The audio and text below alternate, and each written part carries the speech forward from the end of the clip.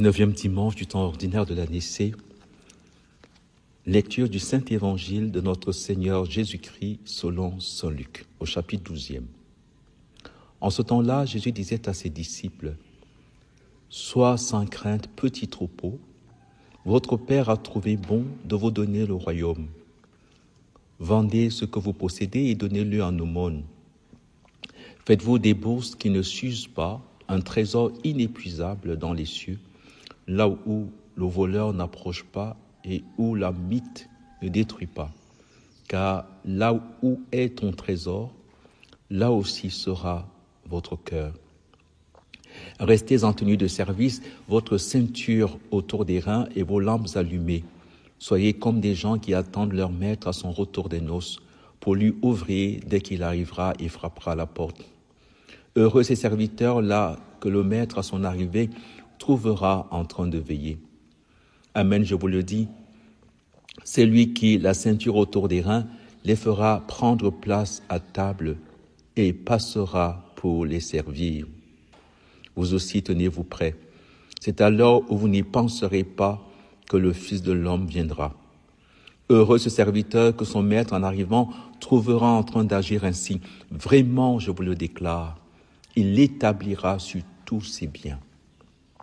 À qui l'on a beaucoup donné, on demandera beaucoup. À qui l'on a beaucoup confié, on réclamera davantage. Vous voyez, cet évangile est d'autant plus fort que nous le lisons dans la lumière des deux grands mystères qui l'entourent. Mystère de la transfiguration, célébré le 6, et mystère de l'Assomption, célébré le 15 août. Et ces deux grands mystères qui sont finalement les deux sommets de la vie chrétienne. Une vraie vie chrétienne, c'est de la transfiguration à l'Assomption. La transfiguration et l'Assomption sont à la fois, c'est ça qui est vraiment mystérieux, le point de départ et le point d'arrivée d'une vraie vie chrétienne. Pourquoi ? Parce que la transfiguration et l'Assomption sont le mode opératoire de Dieu. Tout ce que Dieu fait, Dieu Trinité s'entend, tout ce que Dieu Trinité accomplit, c'est une transfiguration et une assomption. La création, du point de vue trinitaire, est une transfiguration et une assomption. Pourquoi ? Parce qu'elle est le passage du néant qui est transfiguré en être, du néant à l'être. Transfiguration, assomption, Dieu prit de la glaise, il prit avec lui à soumérer. Vous voyez, passage du chaos au cosmos, transfiguration. Le tohu-bohu dont parle la Genèse. La terre était un tohu-bohu, un chaos, et elle est transfigurée en cosmos. La transfiguration d'Abraham, transfiguré en Abraham. Il est assomptionné, il faut le dire, assomptionné. L'assomption de Pierre et sa transfiguration. Tu es Simon, tu t'appelleras Pierre. Pierre, Simon assomptionné. Pierre, Simon transfiguré. Tu t'appelles Jacob, tu seras transfiguré. Assomptionné, tu t'appelleras Israël, plus fort que Dieu. La transfiguration de Moïse et son assomption. Moïse, sauvé des eaux, devient le sauveur des eaux qui va traverser la mer, les eaux formant deux murailles à gauche et à droite. Sauveur. Lui qui est le sauveur des eaux, assomptionné, transfiguré, un sauveur des eaux. L'assomption et la transfiguration de la Vierge Marie. Fille d'Adam, assomptionnée, transfigurée, immaculée conception. Vierge, comment cela peut-il se faire puisque je suis vierge? Assomptionnée, transfigurée, mère de Dieu. Ça ne s'arrête pas là. La petite créature, la Benjamine de Dieu, dans la plénitude de son assomption, devient la demeure de Dieu pour toujours, comme dit le psaume. La plus belle définition de l'Assomption, c'est le psaume 131 qui nous la livre en disant « Monte, Seigneur, élève-toi vers ton lieu de repos, toi et l'arche de ta force. » Marie transfigurée, assomptionnée. Le point culminant de la transfiguration et l'Assomption, c'est certainement l'Eucharistie. Le pain. Vous voyez, et l'Église a dû trouver un mot, tellement le mystère est fort. Transfiguration, Assomption, transsubstantiation. Vous voyez, c'est pas seulement une histoire de figura transfigurée. Et il faut savoir en ce moment-là que transfigurer veut dire configurer à Dieu, être ajusté à Dieu. Et c'est le projet de Dieu sur toute l'humanité, le projet de la création et de la rédemption. Faisons l'homme à notre image, selon notre ressemblance. Nous sommes appelés à être transfigurés, à être configurés, à être assomptionnés en Dieu. Donc, vous voyez que la transfiguration et l'assomption sont le point de départ d'une vraie vie chrétienne. Notre point de départ, c'est la plénitude de la grâce. C'est ce que dit l'ange à Marie. Marie nous est donnée uniquement pour nous rappeler que le point de départ, c'est la plénitude de la grâce. C'est pour ça que les noces de Cana sont un grand mystère. Puisque pendant ces noces, où finalement le véritable époux c'est Jésus et la véritable épousée c'est Marie. Femme, acceptes-tu de me prendre pour époux? Car, dit Isaïe, ton bâtisseur, ton rédempteur t'épousera.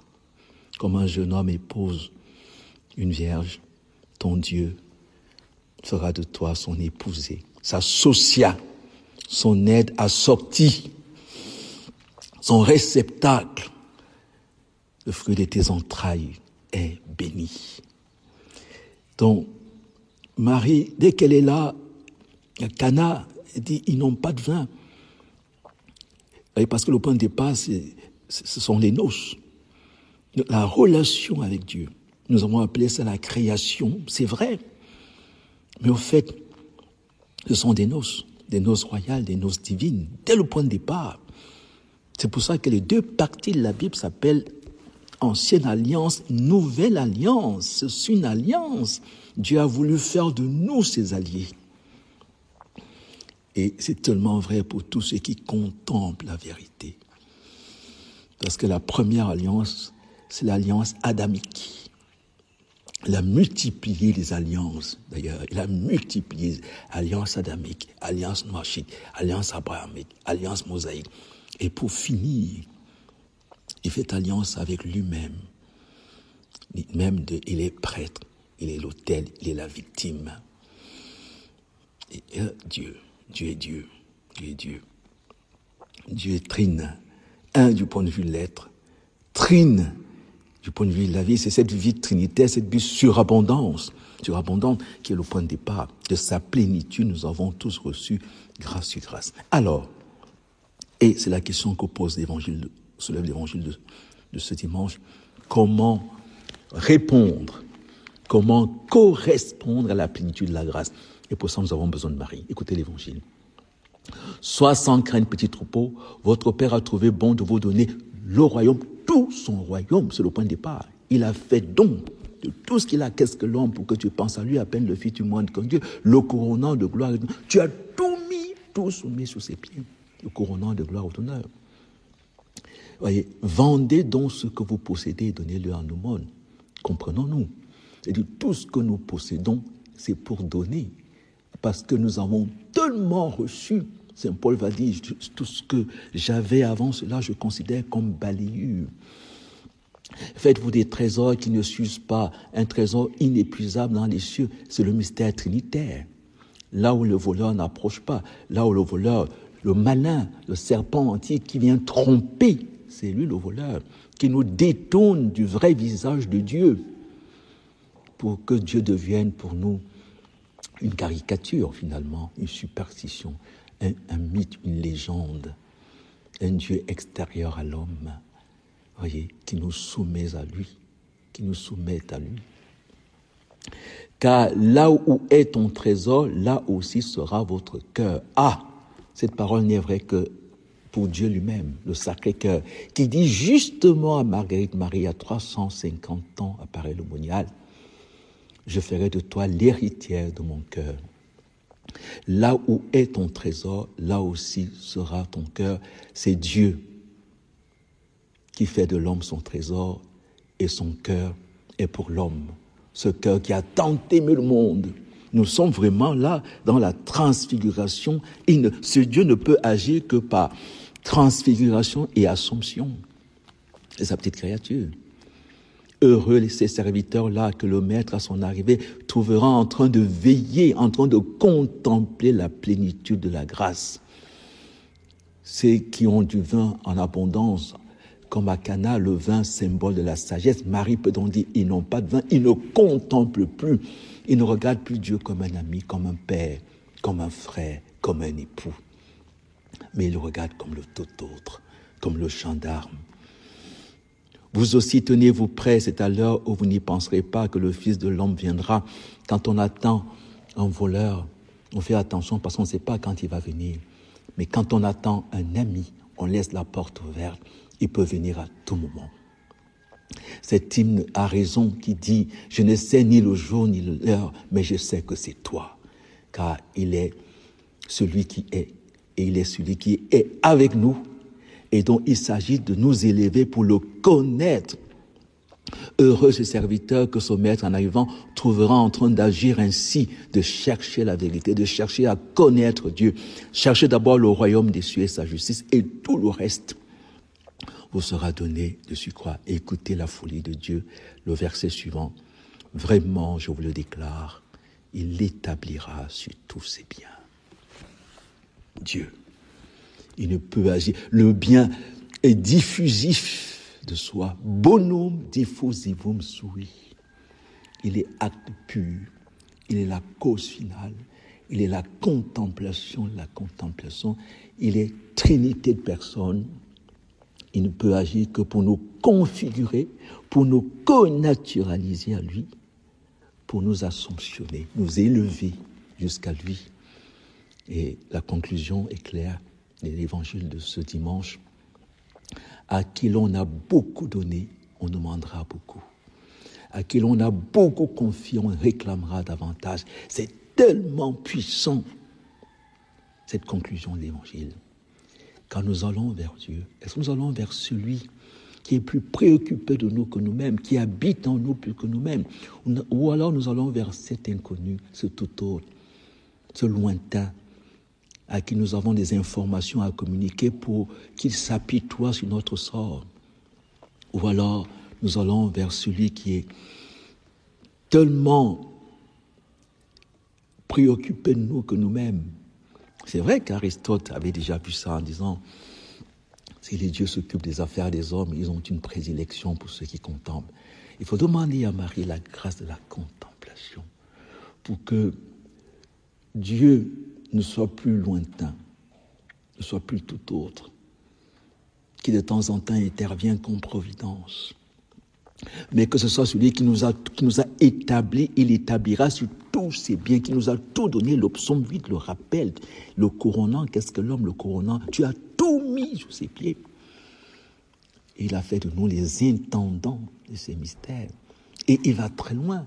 Il va jusqu'à dire que tout ce que vous aurez lié sur la terre sera lié dans les cieux. L'adage populaire dit, l'homme propose, Dieu dispose. L'évangile, Jésus-Christ, le vrai Dieu, vrai homme, nous dit, en fait, Dieu propose, l'homme dispose. Ce que vous aurez lié sur la terre sera lié dans les cieux. Amen.